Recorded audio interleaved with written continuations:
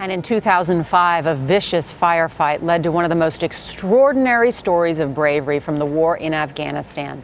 A team of Navy SEALs was sent into the mountains to hunt for a militia leader, but only one SEAL came out alive. Anderson Cooper spoke to Marcus Luttrell for last night's 60 Minutes.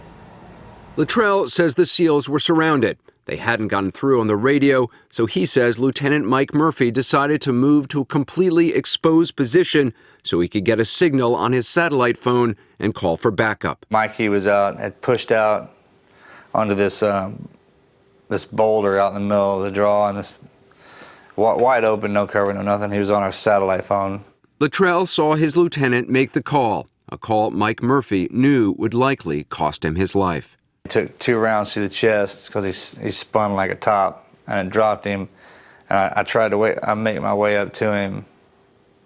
You know, he's my best friend, and I'd already lost Danny, and I knew that Axe was dying. I didn't want to lose him. And then he started to crawl left, and I was out in the open, waving my hands. I was like, just come down to me.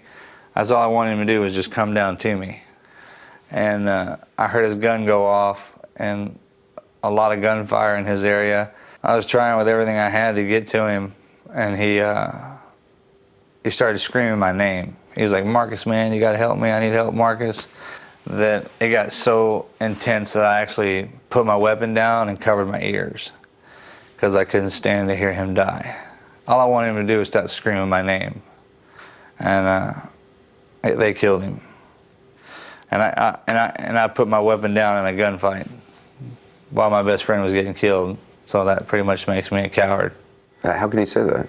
Say what? Why do you think that? Why do I think what? That putting your weapon down makes you a coward.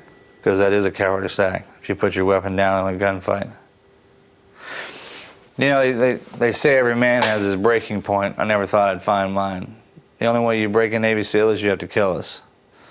But I broke right there. I quit right there. I don't know. Still, Marcus Luttrell says he managed to pick up his weapon and found Matt Axelson, the only other SEAL left alive. He was below me, and he had crawled underneath this rock overhang, and I crawled in there, and I was looking, I was like, we're gonna die, man. We're gonna die right now. You said that to Axe? Mm-hmm. And I made my peace with God a long time ago about dying, but most of the time, we don't know when we're gonna die. They just shut our light off.